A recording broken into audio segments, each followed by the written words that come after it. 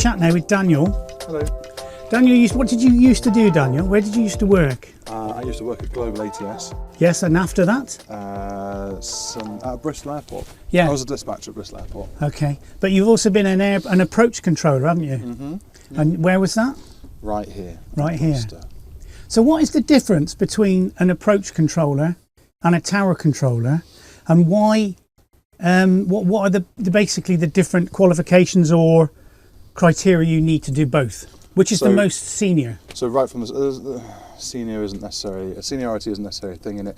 So when you start your air traffic training, you go over to Global ATS. I think we've spoken to Darren a couple of times. He's one of the instructors over there. So you go over there, you'd sit with Darren on the basic course if he does the basic course. So the basic course is effectively ground school, so the theory side of things. So you learn all about the Met, law, equipment used within air traffic and aviation as a whole. Aircraft recognition, because if you don't know what an aircraft looks like, there's a bit of a problem.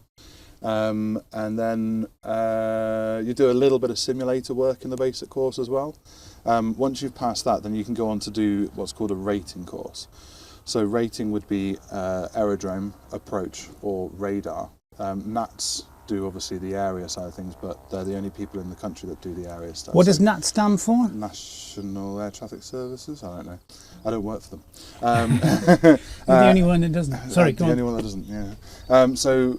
You go to Global, do your basic course and then move on to the one of the rating courses. Normally you go onto aerodrome, so you do the aerodrome side of things, so you're responsible for everything that's on the ground outside of apron area, so taxiways, the runways, and then things that are in the air flying within the ATZ, an aerodrome traffic zone. Depending on how big the runway is, the longest runway at the airport, it'll either be 2 or 2.5 miles, nautical miles radius, and up to 2,000 feet above ground level. So if the aerodrome was, say, 250 feet above ground level, then you'd be, above mean sea level, then you'd be up to 2,200 feet QNH, but 2,000 feet QFE. Okay. Outside of that, a tower controller can provide what's called a flight information service, so like the basic service. So when, for example, when Gloucester go to tower only, they can still provide the basic service like approach does, but not the approach function, so using the instrument approaches. I think we just got one landing here. So yeah, your main objective is to prevent collisions between aircraft flying in and in the vicinity of the aerodrome traffic zone, so within the circuit, people joining and taking off. And then stuff on the floor as well, transiting through the aerodrome traffic zone. And then, like I said, that flight information bit, so out to around about 20-ish miles, 30-mile bubble. You're also then passing advice and information to pilots pertinent to the safe conduct of flight. So, say for example, there was a danger area around here that was activated every now and then. If you knew that danger area was active, you'd pass that information to the pilot. So Ragley Hall coming up not too far, what's that, the Midlands Air Show? Yeah. When the danger area, I think it is, or a restricted area goes live, we just warn people about it. So at Oxford there's the danger area 129, so that's Western on the Green. That's active Monday to Friday, sunrise to sunset. But it can be activated tactically within that activation period of they're actually flying, they're actually chucking people out the back of planes. Yep. Or when it's not being used for that reason, we can permit persons to transit through the danger area, through what was a DAX. I can't remember, SUAX now, they've changed the wording of it and stuff. We need more acronyms. More acronyms, more TLAs. So that would be more so the tower side of things.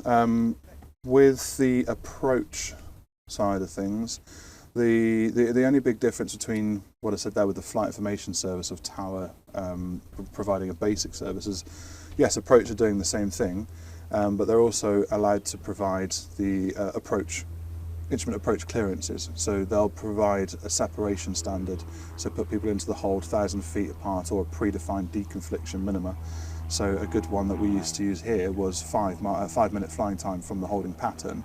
That means you can then level swap them. So imagine you're a monkey swinging through the jungle and you've got one hand on a branch. That's a separation. Live. you put your hand onto another branch, means you can let go of that other separation. So the whole point is that you've always got at least one separation to then be able to do the next thing. Then you go on to, then you could go on to do the procedural course, so that's approach procedural, or onto the radar, and utilising radar. Again, it is so generic, the conversation we're having, because each airport's got a completely different set of sub-rules, as it were. Like some people can use the radar to provide a separation of 3 miles or 5 miles or 10 miles, depending on what the equipment allows you to do. So Oxford, differing to Gloucester, is they've got the radar side of things, so they can still do the procedural, but they've got less in the way of the deemed separations in Gloucester, because we use the radar a lot more. The radar hours have been extended as well recently. So using the radar allows you to be a lot more efficient in your sequencing and your vectoring, because you are vectoring. You're using the radar to turn them left, right, dodge other aeroplanes, whereas procedural you're not. You don't know unless they tell you that they're there. The three courses: aerodrome, procedural or approach procedural, and then approach surveillance with the radar. The time frames for each of those would be, I think the basic course is about 9 weeks. I can't remember now, it's all changed since I did it back then. The aerodrome course, again, another 9 weeks. Radar, I think they're all about 9 weeks each, actually. Within each course, you've got a set of standards to reach throughout the whole thing. So basic course is really, really intense. Almost one exam every week. Is it? Yeah. So you're getting, like I said earlier, with the MET, the NAV, the law, and so on and so forth, you're getting either a written exam on each subject every week. If you're unsuccessful on that exam, so if you get less than, I think it's 75% on a certain question, then you can do a verbal reset on that individual question. Do you want to get in the curve? If you get less than 75% on the whole exam, you redo that whole exam, as it were. So you could end up with 2 or 3 exams throughout the week. And it's not uncommon for people to actually fail the exams. It doesn't, most of the time it's not a failure, it's just unsuccessful in that part. You just retake it.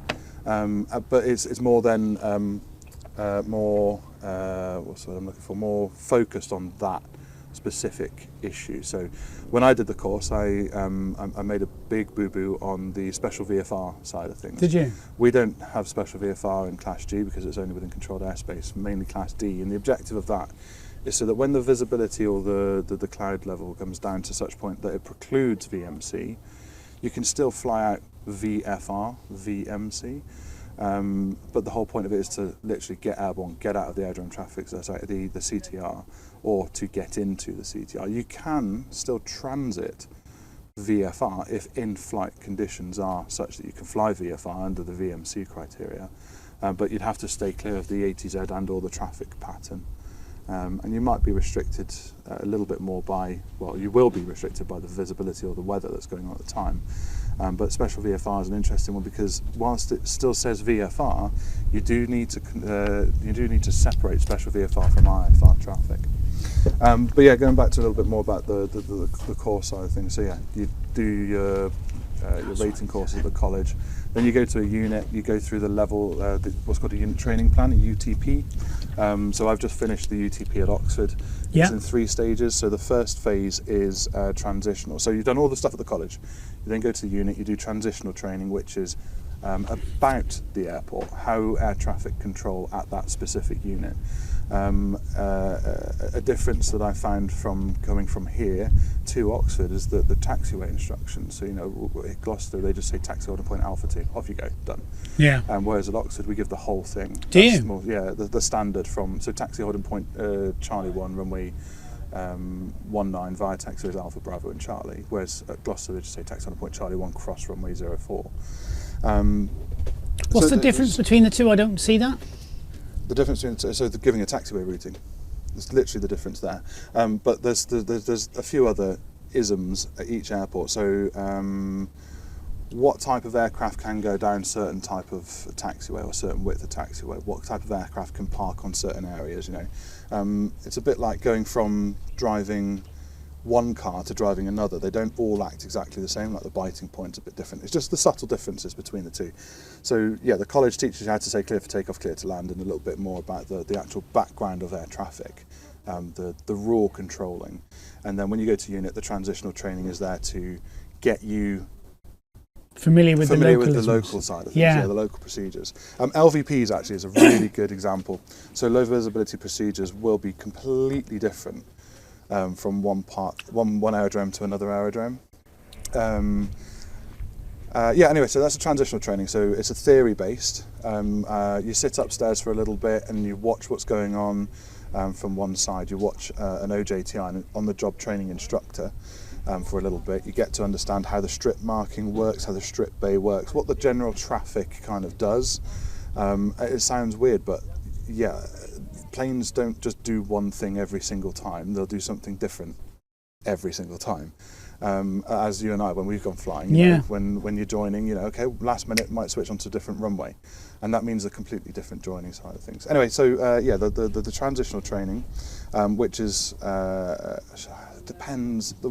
So I'm going to use the word assessed, not necessarily the right word within it, but it's an assessment. So to make sure that you are up to a minimum standard.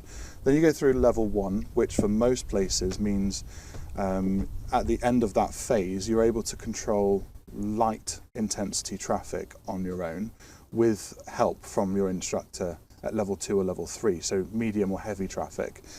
Then you move on to, so that's another assessment. At Gloucester they did a practical and then a verbal assessment. At Oxford that was just the practical, just to make sure that you're on plan, if that makes sense. Then moving on to level 2, that means you're expected to be able to start moving light on your own, medium traffic with a little bit of help. And then level 3 is you're all effectively should be on your own. You should be all on your own, able to do it all on your own without any help at all whatsoever. And then at the end of all of that, you do effectively what's most people in the flying side of the world know as the GST, skills test. So that means the CAA examiner comes in, sits at the back with a local examiner, so someone that's allowed to examine assess at the airport as well within air traffic. You do a practical element and then you do a verbal element afterwards. Here, because it's just the one position with tower, so it's just tower control here at Gloucester, that would just be the one assessment. Whereas when I did my assessment at Oxford, it was both positions, tower and ground, so we call them air and GMC. So it kind of gets a little bit more into it. There's a lot more in depth into it as well. So yeah, I did an hour on air and then half an hour on ground, roughly. Then take a little bit of a break, go downstairs. They'll talk amongst themselves as to how the performance was, and then we'll go into the verbal element of the assessment. So you get asked, say for example, we didn't do a multiple lineup, or you didn't see me do a multiple lineup or a land after instruction.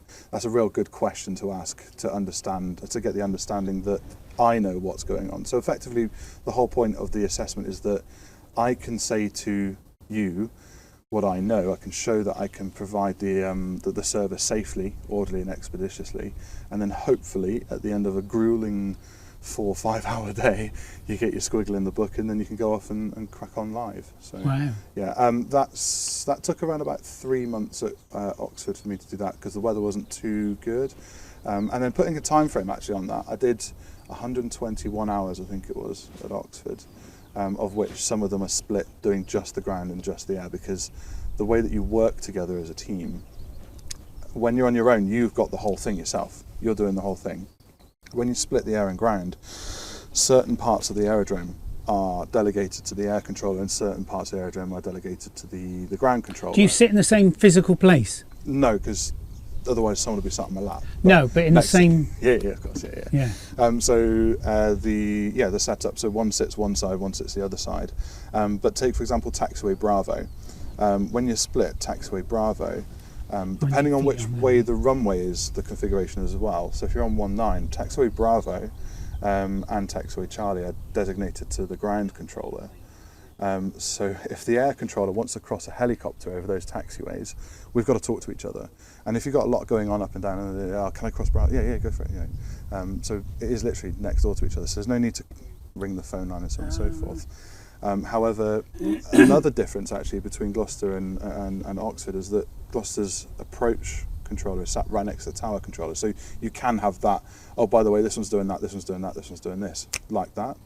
Whereas with Oxford, you've got to call the phone line and then you have that conversation on the recorded line. Oh, really? So it's a little safer. It's a bit safer because everything is then recorded. It's a lot more standardised. But it's less quick, if that makes sense. So you're looking at pros and cons between the two. Yeah, so the next thing for me would be to then go off and do a radar course, as I said earlier, back to Global, do the radar course. Which is just up the road just from up here. the road. Well, it's on the airport, it's just around the airport. Actually, I think we haven't got any other cameras on it. Go onto the radar course, then come back and then again go back into that transitional training, learn the Oxford way of doing things, and then the level checks all the way through, and then they do the approach and radar together at Oxford, whereas here we did tower and approach separately. The time frame is there a reason for that, or is it just a reason for which? Sorry, for doing one together and one separate, like you just said? So you could do your tower and approach training together because you're allowed to provide an aerodrome and an approach service together. So Blackpool, I believe, do train both at the same time. I mean, I'll be happily corrected if I'm wrong, but they train both at the same time. So your hours kind of parallel each other through. It's just that Oxford do radar and approach together because there's no function upstairs, downstairs. Yeah, when I do any approach hours, I'll be upstairs, tower combined, right on the shoulders of the day. But because the radar hours have been extended at Oxford, there's less and less approach time. So And you say, when you use the term aerodrome service, is that a tower service or is that just, or not? Interchangeable, yeah. So if you say aerodrome only or a tower only service, It's the same thing. Yeah. Because I know on the ATCO here it sometimes says aerodrome service only on 122. So that would mean that the approach function is not available. So Yeah. it's just the tower. Like I said right at the start, Yeah. the tower controller can then provide that basic service, the flight information service, outside of the ATZ. When if you were split, that would be the job of the approach controller. Radar also, they're not always just providing a radar service. The basic service isn't a radar service. Traffic and deconfliction are, but the basic service isn't necessarily a dedicated radar service. So when you get a basic service off Gloucester, a basic service off London Information, or off Oxford, or off even so a FISO unit, so Campbell's FISO, isn't it? Yeah. It's the service provision, not necessarily the license. The license allows you to provide a certain service or a certain level of service, not necessarily where you are, if that makes sense. Yeah, wow, that was a lot. I only said how you doing. Oh yeah, I'm fine. I know, I remember it. You've flown into Kemble, haven't you? We're looking at Scott now. Yeah. So I know when I was doing my training there, it changed because when you used to say Golf Charlie Echo whatever, Golf final to land. Yeah. Land your discretion. Yeah, they would come back and say that, but then when I was there, the phraseology changed. Whereas I think it did because we got taught differently. So first of all, you had to come back and you had to say. Either landing is what you said. Oh, the response. The response changed. And then after through my training, it said you don't say that anymore at a FISO. You say your call sign. That's all you say, which I didn't get that. Oh, I don't know. Have to have a look at the CAT 413. Huh? Abbreviated or full call sign?